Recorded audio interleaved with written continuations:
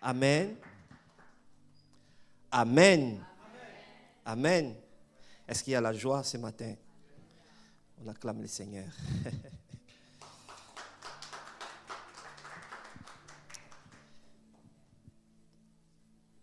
Je dis merci aux deux pasteurs de notre église pour leur accord de vouloir me permettre de me tenir devant vous pour partager la parole du Seigneur aujourd'hui, dimanche 8 mars. Que son nom soit glorifié. Amen. Nous allons prier. Seigneur Dieu, notre Père, c'est toi qui nous aimes d'un amour infini, d'un amour incalculable. Ton amour pour nous s'est manifesté par les dons de ton Fils Jésus-Christ, qui est mort et ressuscité pour nous. À travers sa résurrection, nous avons obtenu toutes sortes de bénédictions. Et ce sont ces bénédictions que tu déverses ce matin parmi nous. Bénis ces instants et que toute la gloire puisse revenir à toi seul, car c'est toi seul qui la mérite. Au nom de Christ et Jésus, notre Sauveur, bénis ta parole, Saint-Esprit, enseigne-nous. Au nom de Jésus, Amen. Amen. Je salue ta présence en ces lieux. Je salue les bien-aimés qui sont partout, l'église qui est à Ottawa, s'ils me suivent, ceux qui sont au lac Saint-Jean, et sois béni, toi qui es présent ce matin en ces lieux. Amen. Depuis le début de cette année, on a commencé un thème qui va nous conduire durant toute l'année, intitulé « L'équilibre ». Et cet équilibre, nous pouvons le regarder sous plusieurs prismes. Et ce matin, par la grâce du Seigneur, nous allons l'étudier sous une autre forme que j'ai à cœur à partager avec vous. Amen. Ça a été difficile de concilier cet équilibre avec la délivrance des liens qui bloquent la vie des enfants de Dieu, plusieurs, et que le Saint-Esprit puisse nous aider à trouver le juste milieu. Amen. Ce que tu dois retenir à travers ce message directement, j'ai envie de te dire que l'équilibre que le Christ nous propose, c'est un équilibre qui va au-delà du temporel. C'est un équilibre qui va au-delà des choses que nous vivons dans cette vie présente. C'est un équilibre qui dépasse de loin l'entendement et les attentes sur tout ce qui concerne notre chair, notre vie, notre manger, notre boire, tout ce qui concerne la vie existentielle. L'équilibre que le Christ nous propose, c'est un équilibre qui va au-delà. Amen. Je n'entends pas. Amen. Est-ce que tu es présent? Amen. Comment vivre cet équilibre dans un monde qui est aussi tellement gangréné par toutes sortes d'injustices, toutes sortes de violences, le manque de confiance sur tous les cercles de la vie, au niveau familial, au niveau relationnel, dans les entreprises, dans les affaires, en politique, la crise de confiance, la violence et toutes ses formes, la méchanceté humaine, les inégalités. Dans plusieurs coins du monde, les gens sont pauvres, les gens souffrent, non pas parce qu'il manque de la nourriture, mais c'est tout simplement parce qu'il y a un groupe, un poignet de personnes qui sont des gestionnaires et qui font une distribution inégale. Et ce qui fait en sorte que d'autres sont riches et d'autres sont pauvres. Et comment vivre l'équilibre dans cet environnement? C'est comme si vous prenez un voyageur, un pèlerin qui voyage, et puis sur une zone où les vents soufflent tellement fort dans tous les sens, et lui étant chargé de ses bagages de pèlerin, et il doit marcher droit, je crois qu'il a besoin de support qui peut le permettre à résister contre les vents qui souffrent dans tous les sens. Ces vents sont l'image des choses qui dérangent, qui secouent notre monde. En tant que croyant, comment vivre cet équilibre dans un monde où vous sentez que les inégalités sont présentes partout, même dans les milieux de travail, les injustices. Et en tant que chrétien, comment vivre ces genres de choses? Amen.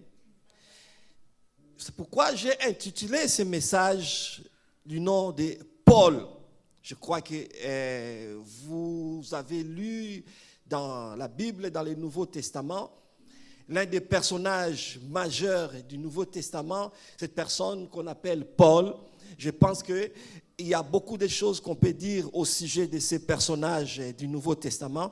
Et nous allons explorer, faire un petit voyage autour de sa vie pour essayer de comprendre cet équilibre que le Christ nous propose. Amen. Il est écrit qu'au commencement, c'était la parole. La parole était avec Dieu et la parole, c'est Dieu. La personne qui nous donne ce témoignage, c'est quelqu'un qui a marché avec Jésus. Entre parenthèses, lui-même, le Seigneur Jésus, il n'avait rien écrit comme texte. Mais ce sont des personnes qui ont vécu avec lui. Des personnes qui ont mangé, qui ont marché avec lui. Des gens qui l'ont vu parler et agir. Et ils nous ont laissé par écrit, c'est qu'eux croyaient sur la personne de Christ. Et c'est ce que nous appelons les évangiles. Et l'un des témoins, Jean, qui était parmi les disciples, il nous donne sa méditation. Il nous dit qu'au commencement était la parole. La parole était avec Dieu et la parole est Dieu. N'oublions pas que Dieu est la parole, Dieu est éternel. Ça veut dire que la parole est éternelle. Mais il ne s'arrête pas là, il dit la parole s'est faite chair. La parole s'est faite chair. Ça veut dire que la parole éternelle, lui qui est éternel, mais elle s'est rabaissée, elle s'est diminuée, elle s'est humiliée pour se faire chair. Ça veut dire porter un corps vulnérable, un corps mortel, un corps qui est susceptible à subir la fatigue, la faim, voire la mort.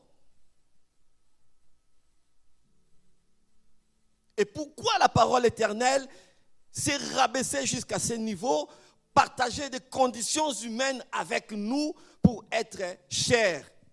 C'est tout simplement parce que Jésus, dans son ministère durant les 3 ans, il est venu pour nous expliquer le cœur de Dieu. On entend parler de Dieu. Dieu est grand, Dieu est amour, Dieu est compatissant, Dieu est miséricordieux, mais personne n'a vu Dieu. Moïse, qu'on pensait qu'il a vu Dieu, en réalité, il ne l'a pas vu parce que Jean, qui a marché avec Jésus, dit « Personne n'a vu Dieu ». Moïse aurait peut-être vu, excusez-moi, une facette, une petite facette de la grandeur de Dieu. Mais le Dieu dont on nous parle, Jésus est venu par ses paroles, par ses actes, pour nous révéler comment est le cœur de Dieu, comment Dieu fonctionne, comment est l'amour de Dieu. C'est pourquoi il s'est fait chair. C'est comme un éléphant qui veut sauver une fourmi, il se transforme à une fourmi pour faire comprendre à la fourmi. La fourmi regarde. Moi que tu vois, qui entends parler, moi l'éléphant qui suis grand, regarde ma grandeur, regarde comment je suis, regarde mon amour pour toi. Et c'est ce que Jésus a fait en prenant la chair humaine.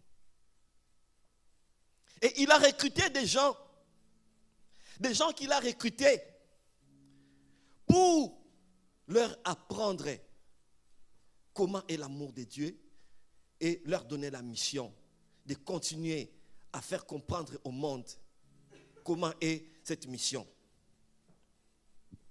Qu'est-ce qui s'est passé après? 3 ans de formation.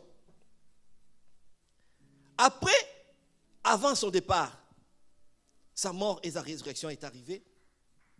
Il commençait à leur parler des choses du royaume. Il commençait à leur parler des choses du royaume.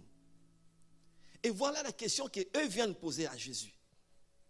Est-ce que c'est en ces temps-là que tu rétabliras le royaume d'Israël? C'est l'une des questions qui a vraiment déçu Jésus. Durant tous ces temps que je vous ai formés, et je vous ai montré le royaume, je vous ai enseigné le royaume qui transcende les royaumes du monde, ces royaumes qui dépassent de loin les royaumes de ce monde qui sont limités. Et vous me posez la question, si quand je vais revenir, c'est en ce moment que je vais rétablir le royaume d'Israël. Parce que tout juif, à cette époque-là, ils avaient vraiment des sentiments patriotiques dans leur cœur. Ils avaient du mal. Ils avaient du mal à supporter l'occupation de leur territoire par des Romains. Ils voulaient à tout prix qu'il y ait un roi puissant et fort qui devait venir pour délivrer leur pays de l'occupation romaine. Et ils espéraient que Jésus allait jouer ce rôle pour les délivrer. Et vous allez voir dans son groupe des gens comme Judas par exemple. Judas, il faisait partie d'un groupe de révolutionnaires, des patriotes qu'on appelait des zélotes. Ces gens, vraiment, eux, ils étaient déterminés à découdre avec les Romains, même avec des armes. Et Judas, il faisait partie de ces groupes. Et quand Jésus l'a recruté, dans son entendement, il se disait que non, voilà, nous avons eu un roi fort et puissant qui va déguerpir les Romains, qui va chasser les Romains, et nous allons retrouver notre intégrité territoriale. Mais parce qu'ils avaient une mission, ils avaient une vision tellement limitée des choses, ils pensaient que la mission de Jésus se limiterait seulement au niveau temporel. Jésus leur a dit, écoutez, attendez. Je comprends votre souci. Mais ce que moi je vous apporte, c'est de loin plus grand que ce que vous attendez de moi. Je vais partir. Je vais vous envoyer le Saint-Esprit. Quand celui-là va venir, il va vous donner une puissance. Avec cette puissance, vous allez être mes témoins. Vous allez être mes martyrs. À Jérusalem, dans toute la Judée, dans la Samarie et aux extrémités de la terre. En d'autres termes, si dans le contexte ici québécois, ici présent, il voulait leur dire, écoutez, vous allez être mes témoins au Québec, dans tout le Canada, vous allez traverser les frontières canadiennes, vous irez aux États-Unis, les pays qui sont frontaliers. Après, vous allez partir plus loin, en Australie, au Japon, en Corée, en Ouganda, au Madagascar, partout dans le monde, pour aller répandre ces messages. C'est ce message qui va sauver le monde. C'est ce message qui va chasser les inégalités. Ça s'appelle l'évangile. Et puis il est parti. Jésus est mort et ressuscité. Mais malgré tout ça, ces personnes, ils n'étaient pas équilibrés. Leur vision courte demeurait toujours avec eux. Après sa résurrection, il commençait à leur apparaître.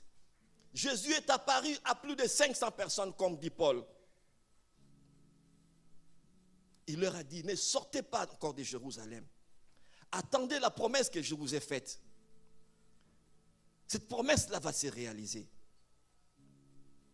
Et arrivé au jour de la Pentecôte, Luc nous rapporte qu'ils étaient environ 120.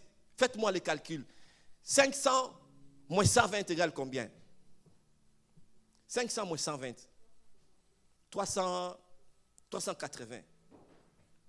Ok. Il est apparu à plus de 500. Il leur a dit, ne sortez pas de Jérusalem. Attendez, vous allez recevoir le Saint-Esprit. Le Saint-Esprit va vous donner la puissance et vous serez mes martyrs. Au jour de la Pentecôte, on nous rapporte qu'ils étaient environ 120. Où sont partis les 380? Où sont partis tous les 380 témoins? Où sont-ils partis? C'est parce qu'ils étaient découragés. Ils étaient découragés. Ils se sont dit, écoutez, nous avons été avec lui. Il nous a dit beaucoup de choses. Après, il est mort. Il est ressuscité. Regardez même la mort par laquelle il est mort, les conditions dans lesquelles il est mort. Crucifié. Crucifié. La crucifixion, mais c'est une malédiction. Et une telle personne qui meurt, qui nous réapparaît, on ne sait pas si c'est un fantôme, qui nous dit d'attendre encore. En tout cas, moi je dois partir. 380 sont partis, sont disparus. On ne les a plus retrouvés. Seulement un poignet de 120 qui sont restés dans la chambre haute, continuant à prier nuit et jour, jusqu'à ce qu'un jour, celui qui est fidèle, il a accompli sa promesse. Le Saint-Esprit est descendu ces jours-là. Le Saint-Esprit est descendu ces jours-là. Ils ont reçu le Saint-Esprit. Et parmi ces 120 personnes, il y avait même Marie, la mère de Jésus. Celle qu'il a portée dans son sein. S'il y a des gens qui pouvaient écrire l'évangile, cette dame devrait être parmi les personnes qui devraient nous écrire des témoignages. Parce qu'elle a porté cette personne dans son ventre depuis son enfance et l'a accompagnée dans son ministère jusqu'à sa mort et sa résurrection. Où est le témoignage de Marie? Montrez-moi son témoignage.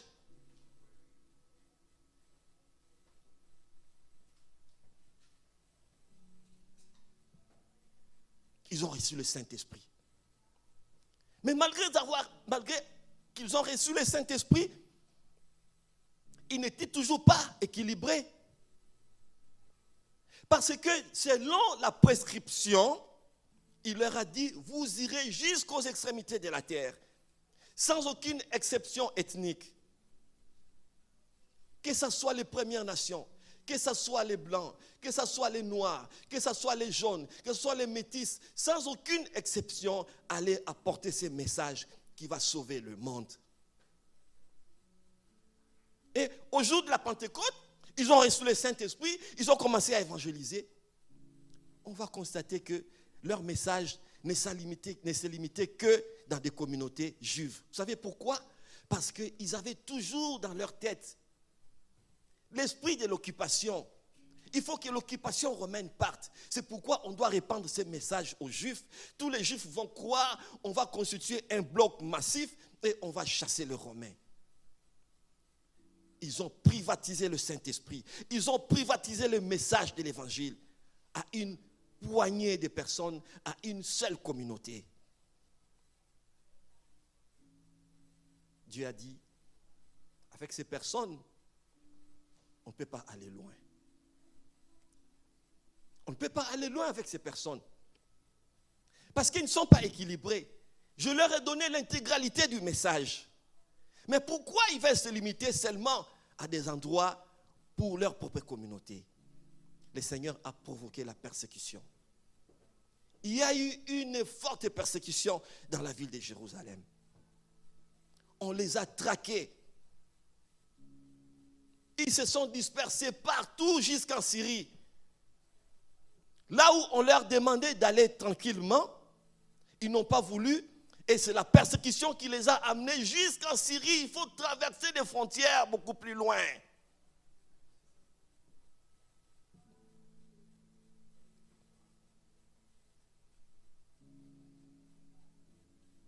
Alors, le Seigneur dit, il faut trouver un équilibre.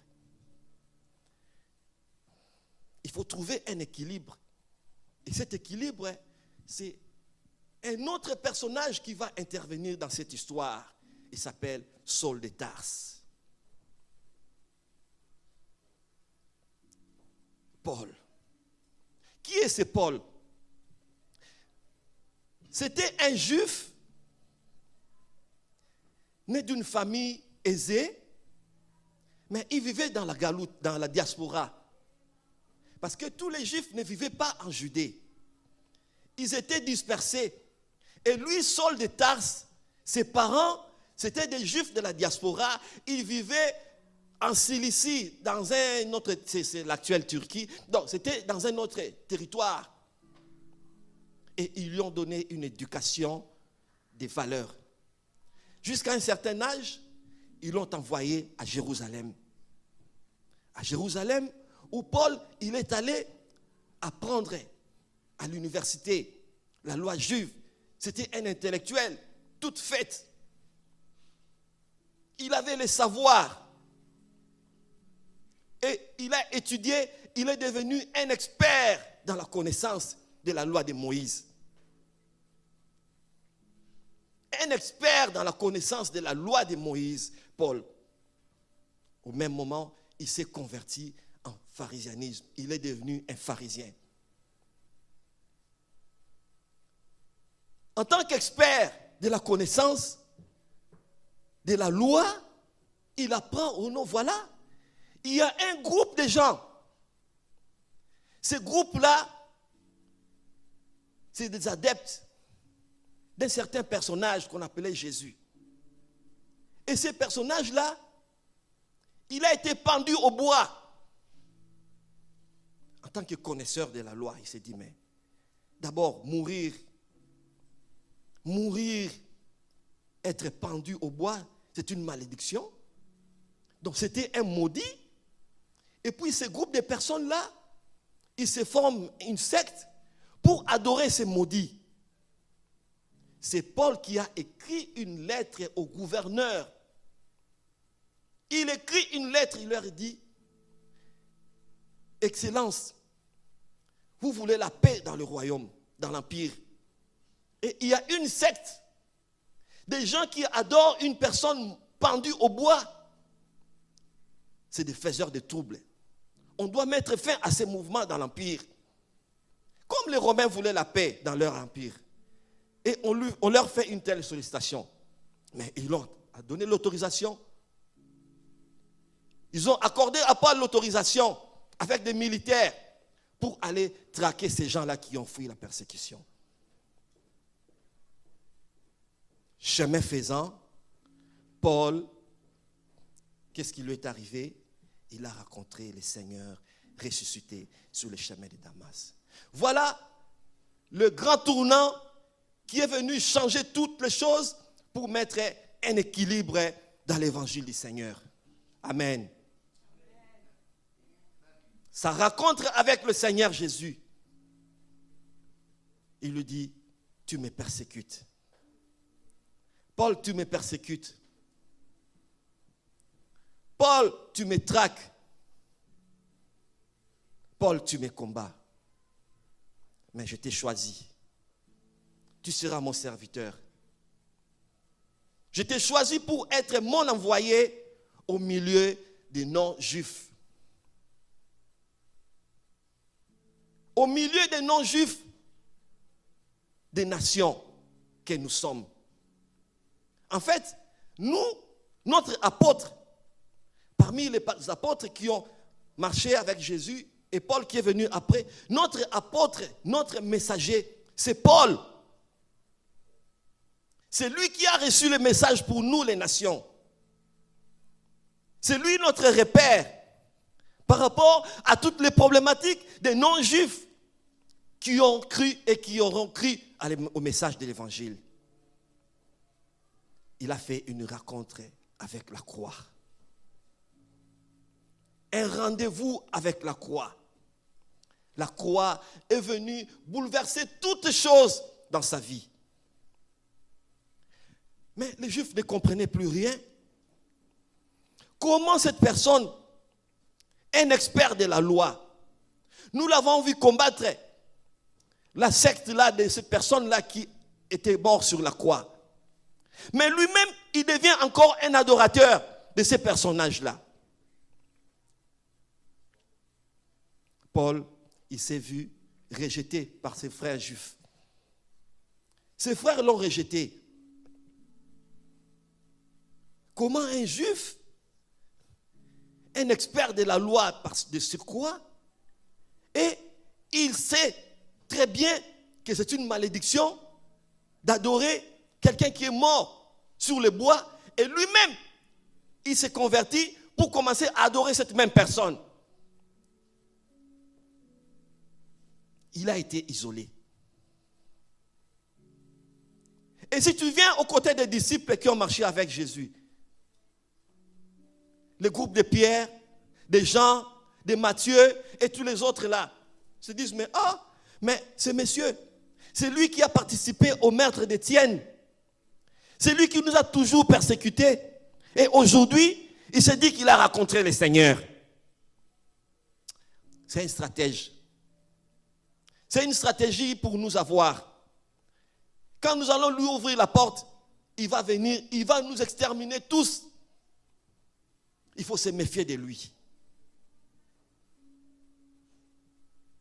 Paul s'est retrouvé isolé. C'est le prix de la croix. Regarde là où la croix peut amener une personne. Regarde là où ce rendez-vous peut amener une personne. C'est-à-dire que la folie dont nous parle Paul, la folie de la croix, des choses que les autres considèrent normales, toi tu commences à les trouver anormales. Des choses que les autres, dans lesquelles les autres trouvent la satisfaction, la joie, le bonheur, Paul commençait à trouver ça comme quelque chose de sans utilité. Il s'est retrouvé isolé. Il s'est retrouvé abandonné. Et par les Juifs et par les disciples qui ont marché avec le Seigneur. Pourquoi ils l'ont rejeté? Parce qu'il n'était pas équilibré. Pierre et consorts, ce n'étaient pas des gens équilibrés. Ils pensaient que l'évangile que le Seigneur leur avait donné, c'était une exclusivité à eux seuls. L'évangile n'est pas exclusif. L'évangile est inclusif. Dis-moi amen. L'évangile est inclusif. Cela veut dire que l'évangile fait appel à tout le monde. Et durant tout son ministère, Jésus, il a combattu cette exclusivité juive, pensant que le salut, sachant que c'est eux seuls à qui appartient Dieu. Dieu n'est pas une appartenance exclusive à une seule personne. Il est allé au temple. Il arrive dans les parvis. Il trouve que ces parvis, c'est devenu un lieu où on commençait à vendre des pigeons. On fait l'échange de monnaie. Et les Romains étaient d'accord. Ils ne dérangeaient pas ces personnes-là parce que ça leur procurait du profit. Et les gestionnaires du temple aussi, ils étaient contents parce qu'on monnayait cet argent pour prendre la monnaie du temple et l'argent rentrait dans les temples.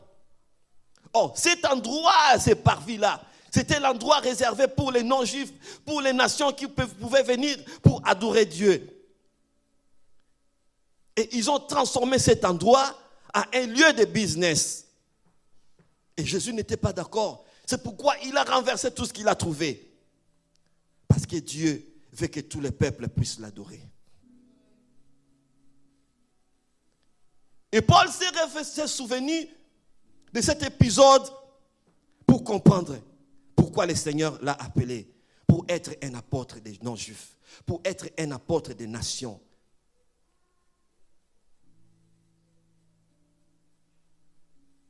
Et dans toutes ces lettres, il y a un message qui nous donne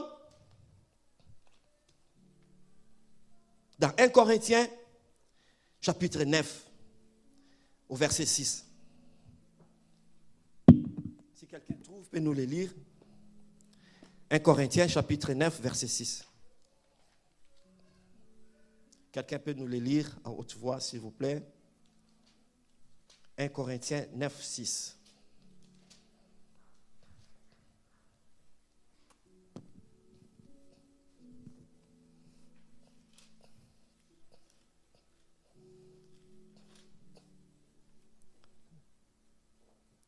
Je vais lire, si vous n'avez pas trouvé.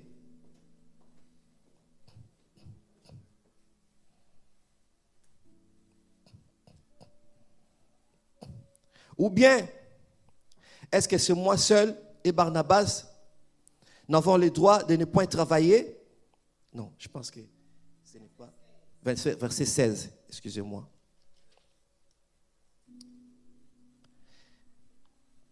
Verset 16, il est dit.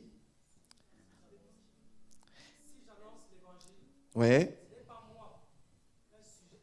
pour moi un sujet de gloire. Car la nécessité m'en est imposée, et malheur à moi si je n'annonce pas l'évangile. Amen. Amen. Malheur à moi si je n'annonce pas l'évangile. Voilà l'exclamation d'une personne qui a vraiment rencontré la croix, qui a fait un rendez-vous décisif avec la croix.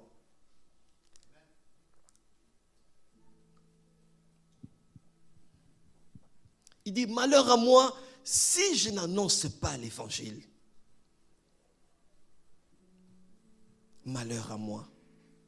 Pourquoi malheur? Parce que l'évangile, c'est le remède que Dieu a donné pour guérir ce monde meurtri.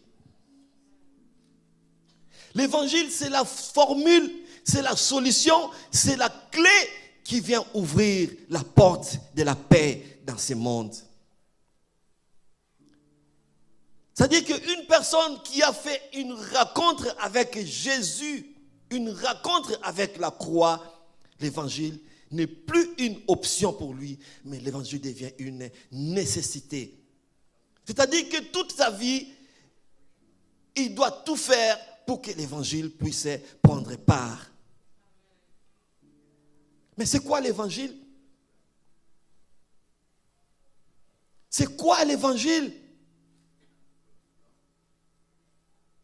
Toutes ces paroles et tous les actes de Jésus. Les paroles prononcées par Jésus. Les actes posés par Jésus. Cet ensemble, c'est ce qui constitue cet évangile qu'on nous a prêché. Regardez Jésus. Comment il s'est comporté. Comment était sa vie. Comment quand il a rencontré cette femme qui avait la perte de sang pendant 18 ans. Il a rencontré cette femme. Cette femme a entendu parler de lui. Elle s'est dit en elle-même, quand je vais les voir, je vais toucher seulement à sa robe et je serai guéri. Et elle l'a fait. Elle a touché au pan de la robe de Jésus. Et elle a été guérie. Pouvez-vous me donner la facture que Jésus avait faite à cette femme pour avoir guéri cette femme? Qui peut me donner la facture que Jésus a envoyée à cette femme pour la guérison qu'il lui a faite? Écoute, je vais te le dire. En ce moment, tu deviens de plus en plus vulnérable. Dans ce sens que tu es très exposé.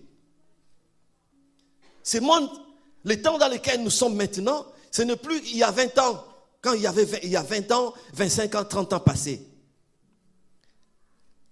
La technologie a évolué. La science a évolué. Tu n'as plus besoin d'aller forcément quelque part pour rencontrer des gens qui peuvent te dire des choses. Mais eux peuvent te joindre, même dans ta chambre, même dans ta voiture, dans ton salon. Ils peuvent te joindre pour te parler, pour te dire des choses que regarde, tel que tu es là, L'évangile auquel tu as cru, il n'est pas suffisant. Il te manque quelque chose. Ils vont te mettre dans un état de besoin. Ils vont te mettre dans un état de manquement pour te rendre vulnérable, pour te faire croire que la croix ne suffit pas, pour te faire croire que après la croix, tu dois ajouter quelque chose pour ton salut. Ils ont oublié ce que les Écritures nous disent, et qu'en une seule offrande, Christ a amené à la perfection pour toujours. Paul souligne bien pour toujours. Ça veut dire ton passé, ton présent et ton futur, tout a été réglé. Toute la facture a été réglée par le Seigneur Jésus.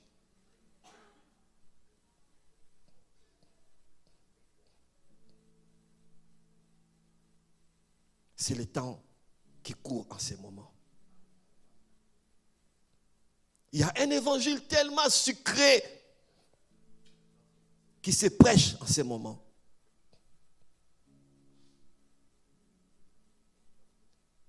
Qui vont te faire croire parce que tu souffres.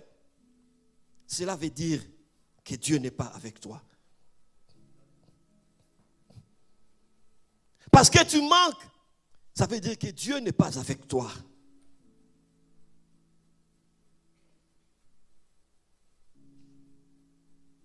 Tu es rejeté, oublié, abandonné. C'est parce que Dieu n'est pas avec toi. Est-ce que Paul peut nous dire ça? Est-ce que Paul peut donner un tel témoignage?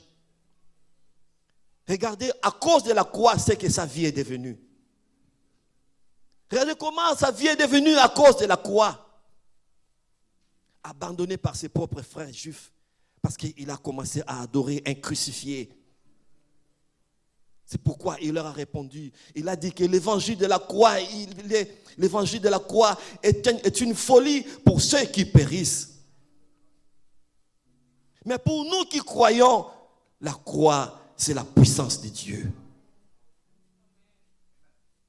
La croix, c'est la puissance de Dieu.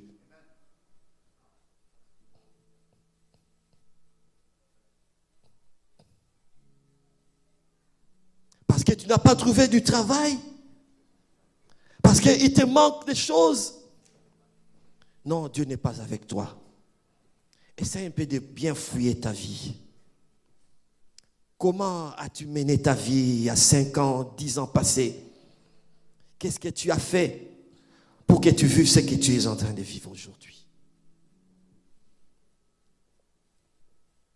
C'est comme si le sang de Christ qui a coulé à la croix, c'est un sang qui est tellement limité pour ne pardonner qu'un certain nombre de tes péchés et les autres, tu dois les payer par toi-même.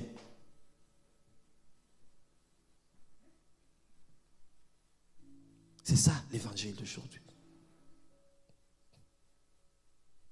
Regarde tout son ministère. Paul, il a délivré combien de personnes? Il a délivré combien de personnes? Il nous a écrit une lettre. Il dit que béni soit le Père de notre Seigneur Jésus-Christ, qui nous a bénis de toutes sortes de bénédictions, qui nous a délivrés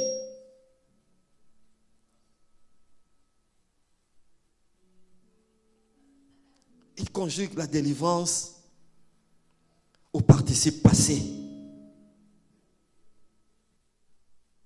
Parce qu'on considère que quand Christ rentre dans ta vie, quand Christ rentre dans ta vie, il change tout. Il change toutes choses. Imagine-toi quand tu déménages. Bientôt, on va arriver pendant la période de déménagement. Ceux qui vont déménager, on voit ce qu'ils font. Avant d'aménager à la nouvelle maison, il va changer de peinture, on change même de meubles, on change beaucoup de choses, on change. Vraiment, on entre dans les nouveaux logements à neuf. à neuf. Et toi, donc tu es vraiment plus propre que Dieu, plus intelligent que Dieu. Il vient dans ta vie, il trouve des liens, il trouve des malédictions, il trouve beaucoup de choses, et puis il rentre, il ne fait rien. Donc Jésus est rentré dans ta vie, il t'a donné seulement le salut éternel. Pour le reste, il dit, ma fille, mon fils, débrouille-toi. C'est ça. C'est ça, non? C'est ça, non, n'est-ce pas?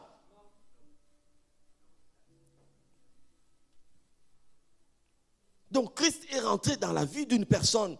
Il trouve des liens, il trouve des malédictions. Alors, à quoi sert la croix? À quoi sert la croix, dis-moi? En quoi sert la croix si on doit soi-même porter ces malédictions pour chercher d'autres formules de délivrance? Quelle est l'importance du sang qui a coulé à la croix de Golgotha? Quelle est l'importance de la croix, dis-moi?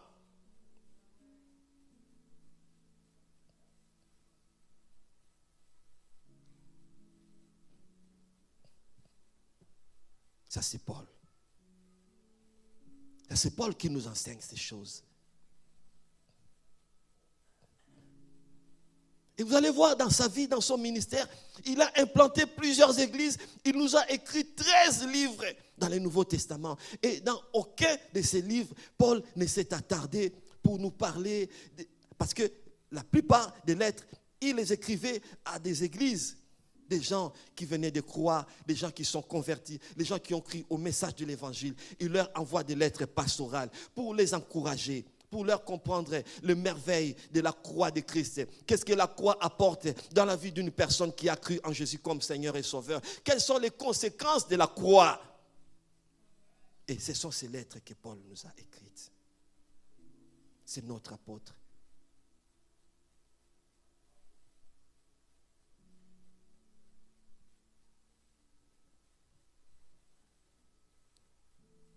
C'est sûr que les gens viendront te raconter des choses,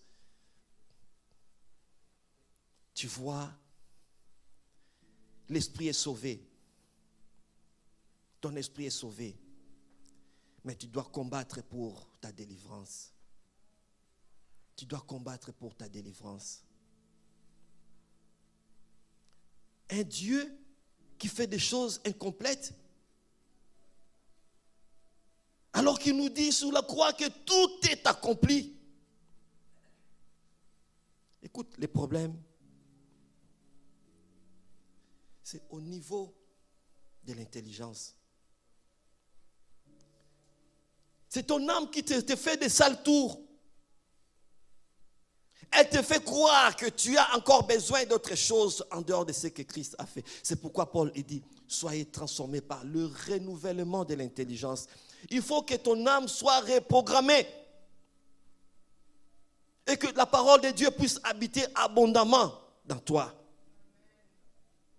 Parce que cette parole, c'est comme tu prends un verre sale, et puis tu le plonges. Il y a des matériels de nettoyage là. Vous prenez un verre, vous le renversez, et puis l'eau commence à monter à l'intérieur du verre. Même si ce verre avait des couches de saleté, à force que l'eau rentre dans ce verre-là, le verre va finir par devenir propre. C'est la parole de Dieu. Expose-toi à la parole de Dieu. Quand tu t'exposes à la parole de Dieu, la parole de Dieu va te pénétrer. Elle te pénètre, elle reprogramme ton système de pensée. Elle reprogramme ton âme. Et il y aura beaucoup de choses qui vont tomber de soi-même, crois-moi. Beaucoup de choses vont tomber de soi-même. Ils n'ont rien à voir avec des liens, parce que tes liens, Christ les avait déjà coupés depuis la croix de Golgotha. Il a dit, tout est accompli. Christ a tout accompli pour toi. Tu ne dois plus rien à ces messieurs-là. Tu ne dois plus rien. Parce qu'il a payé toute la facture. Il a payé toute la facture.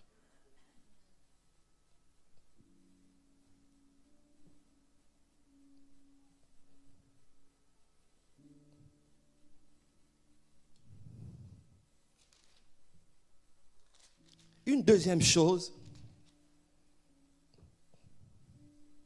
dans 1 Corinthiens 15, 19,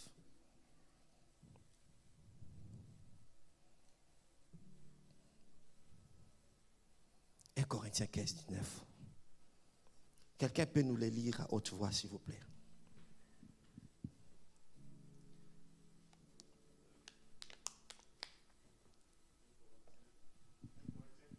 Si c'est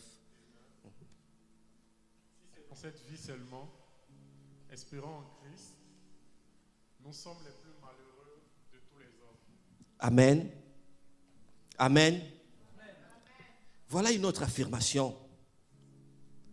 Voilà une autre affirmation grave. Il dit, si seulement à cette vie que nous espérons, alors nous n'avons rien compris.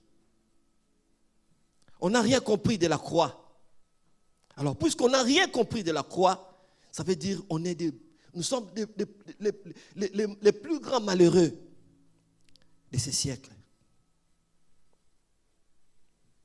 Parce que beaucoup de choses que nous recherchons, que les gens recherchent dans cette vie, on peut les retrouver sans Christ. On peut les retrouver sans Christ. Dis-moi, les Chinois, ils ne confessent pas Jésus dans leur système économique, politique, tout ça. Est-ce qu'ils ne sont pas développés? Au Singapour. D'ailleurs, la plupart des multinationales, des gens qui ont beaucoup de capitaux, ces personnes ne confessent pas Christ. Mais ils possèdent des milliards de comptes d'argent. Mais si notre vision va tellement se restreindre au niveau des choses présentes, ça veut dire que nous n'avons rien compris. Ça veut dire que tu n'as rien compris. Si le salut que Christ nous propose, on le limite seulement au niveau du travail, au niveau d'avoir une maison, au niveau de business, au niveau je ne sais pas de quoi, alors nous sommes des plus malheureux. L'équilibre que le Christ nous propose, il transcende tellement, il va au-delà. Il va au-delà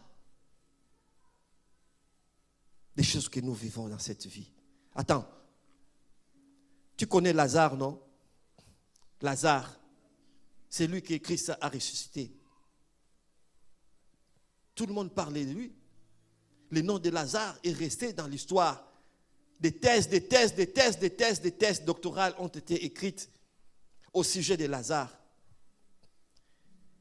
C'est l'unique personne qu'on connaît dans la Bible qui est considéré comme l'ami de Jésus. Et Jésus l'a ressuscité. Et qu'est-ce qui est arrivé après? Qu'est-ce qui est arrivé après? Est-ce qu'il n'était plus mort? Cela veut dire, ne pense pas que quand Dieu va te bénir, tout s'arrête là. Il y a des choses inhérentes à l'existence qui pourront arriver. Mais si la vision des choses pouvait seulement se limiter aux choses dont on a besoin, alors on tape à côté de la croix. Il a ressuscité Lazare. Lazare a vécu, peut-être à cause de l'âge et le poids de l'âge, à un certain âge, il devrait mourir et puis il est parti. Les bénédictions, c'est notre acquis. C'est notre acquis. Quand Paul parle de bénédictions, il ne dit pas que Dieu va nous bénir. Quand il parle de bénédictions, il dit Dieu nous a bénis. Nous avons été déjà bénis. C'est ça l'évangile même. L'évangile doit se conjuguer dans le temps passé. L'évangile doit se conjuguer au passé, pas au présent. Christ a tout accompli. Il nous a bénis, il nous a délivrés, il nous a restaurés. Tous les bienfaits de la croix sont dans le passé. C'est pourquoi on appelle ça l'évangile. Évangélion, la bonne nouvelle. Donc, pasteur Valérie, tel que tu es là, sache que ton employeur a déposé 100 000 $ pour ton bonus. Ah bon? Bonne nouvelle. Ça a déjà été fait. On vient te donner l'information. En fait, l'évangile, c'est une information qu'on vient te donner par rapport aux choses que Dieu a déjà réalisées pour toi.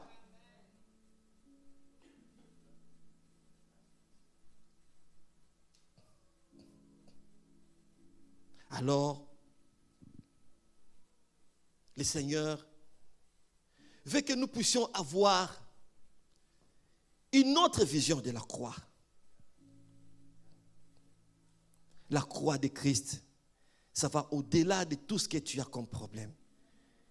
Christ est venu pour te guérir, pour te sauver, pour te délivrer. Il les a fait sur la croix. C'est pourquoi si tu es là, tu ne l'as jamais reconnu comme étant ton Seigneur et Sauveur. C'est important que tu le fasses pour bénéficier de ces bénédictions.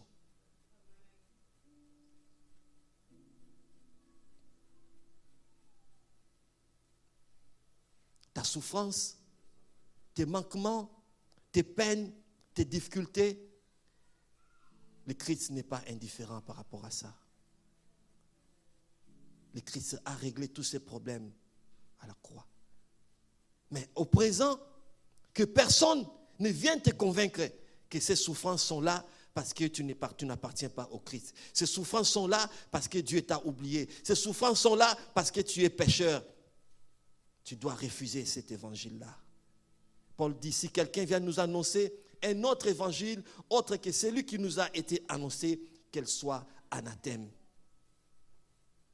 L'évangile qu'on nous a annoncé, c'est que Christ est mort pour nous alors que nous étions pécheurs. C'est ça l'évangile.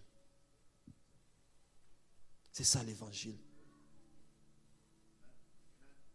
Bien-aimés, l'équilibre va venir avec ce genre de choses-là et vous allez voir plusieurs choses qui ne marchaient pas dans la vie. À cause de l'abondance de la parole de Dieu dans votre vie, les choses vont commencer à tomber d'elles-mêmes. Elles vont commencer à tomber parce que la parole de Dieu a pris place dans votre cœur. Parce que la parole a pris place dans votre vie. Nous allons nous lever.